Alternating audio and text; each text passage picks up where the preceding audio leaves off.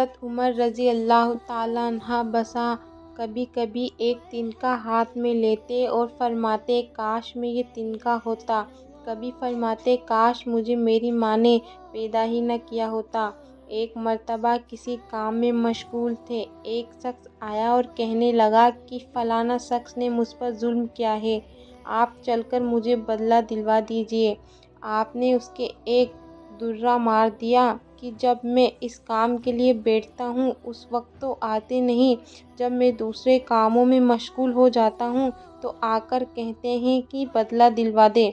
وہ شخص چلا گیا۔ آپ نے آدمی بھیج کر اس کو بلوایا اور درہ اس کو دے کر فرمایا کہ بدلہ لے لو۔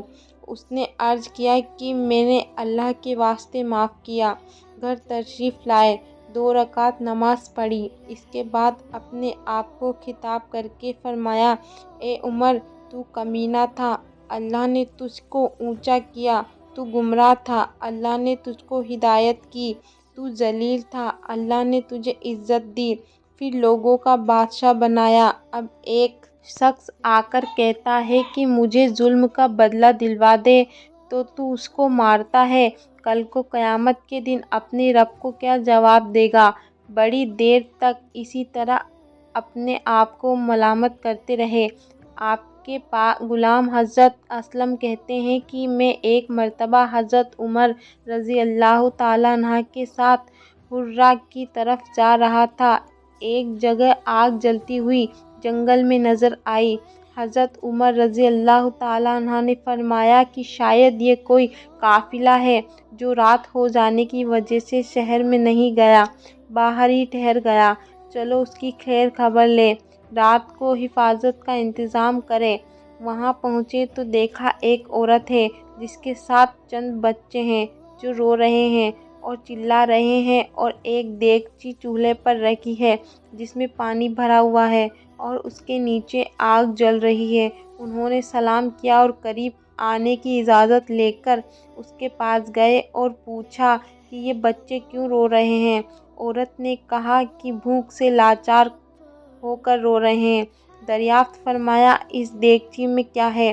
عورت نے کہا کہ پانی بھر کر بہلانے کے واسطے آگ پر رکھ دی ہے، ذرا ان کی تسلی ہو جائے اور سو جائے۔ امیر المومنین عمر رضی اللہ تعالیٰ عنہ کا اور اللہ کے یہاں فیصلہ ہوگا کہ میری اس تنگی کی خبر نہیں لیتے۔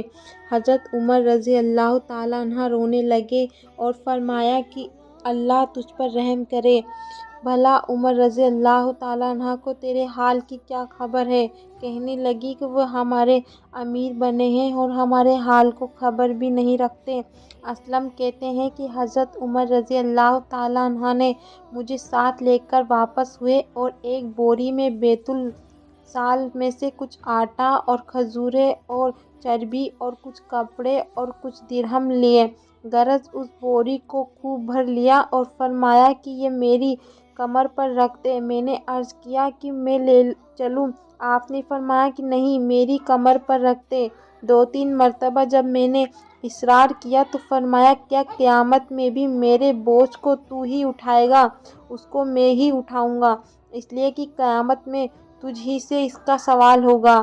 میں نے مجبور ہو کر بوری کو آپ کی کمر پر رکھ دیا۔ آپ نہایت تیزی کے ساتھ اس کے پاس تشریف لے گئے۔ میں بھی ساتھ تھا۔ وہاں پہنچ کر اس دیگچی میں آٹا، جو کچھ چربی اور کھجوریں ڈالی اور اس کو چلانا شروع کیا۔ چولہے میں خود ہی پھونک مارنا شروع کیا۔ اسلم رضی اللہ تعالیٰ عنہ کہتے ہیں کہ آپ کی گنجان داڑھی میں دھواں نکلتا ہوا میں دیکھتا رہا حالانکہ ہریرا سا تیار ہوا۔ اس کے بعد آپ نے اپنے دستے مبارک سے نکال کر ان کو کھلایا۔ وہ سر سیر ہو کر ہنسی کھیل میں مشغول ہو گئے اور جو بچا تھا وہ دوسرے وقت کے واسطے ان کے حوالے کر دیا۔ وہ عورت بہت خوش ہوئی اور کہنے لگی اللہ تعالیٰ تمہیں جزائے خیر دے، تم تھے اس کے مستحق کے بجائے حضرت عمر رضی اللہ تعالیٰ عنہ کے تم ہی خلیفہ بنائے جاتے۔ حضرت عمر نے اس کو تسلی دی اور فرمایا کہ جب تم خلیفہ کے پاس جاؤ گی تو مجھ کو بھی وہیں پاؤ گی۔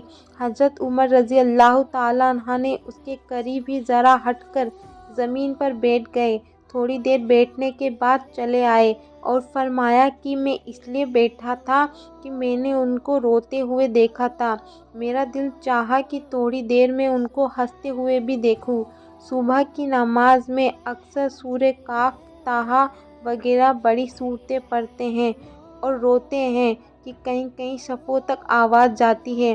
ایک مرتبہ صبح کی نماز میں سورہ یوسف پڑھ رہے تھے۔ انما اشکو بثی وحزنی الی اللہ پر پہنچے تو روتے روتے آواز نہ نکلی۔ تہجد کی نماز میں بعض مرتبہ روتے روتے گر جاتے اور بیمار ہو جاتے۔